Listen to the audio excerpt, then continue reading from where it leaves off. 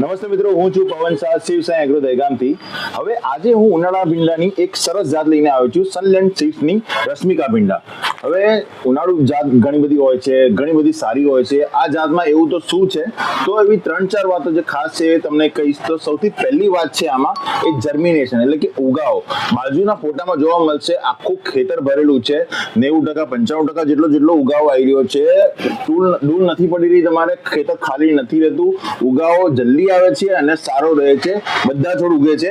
બીજી વાત જોવા જઈએ તો તમારે વહેલી વીણી શરૂ થઈ જતી હોય છે. નાના છોડમાં વીણી ચાલુ થઈ જતી હોય છે. બહુ ઊંચી વધતી જાત નથી, માપની રહે છે અને લગભગ 42-45 દિવસની 1.5 મહિનાની આજુબાજુ વીણી ચાલુ થઈ જતી હોય છે. એક બીજી ખાસ વાત છે કે આના તમે દાણામાં તમે પાંદડામાં જોશો તો થોડા રૂવાટી વાળા પાંદડા છે. એનો મતલબ છે કે જે જીવાત હોય છે ને આવા પાંદડા પર ઓછી બેસતી હોય છે. જીવાત ઓછી એટલે કે રોગ ઓછો. હવે બીજી વાત કરીએ તો માલની, તો આના દાણા ભીંડાનું વજન છે ને એ વધારે રહેશે. તો એના કારણે જે તમારા 18-20 કિલોનો જે થેલો ભરાતો હશે ને 22 કિલો સુધી પહોંચશે.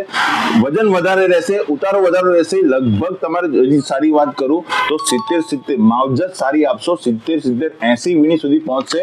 બાજુમાં મોટી કંપનીની વાત કરું, રાધિકા ભીંડા કર્યા હશે, એને પણ પાછળ પાડશે. કંપની પોતે કહે છે. કંપનીની એક મેઇન વાત શું છે ખબર છે?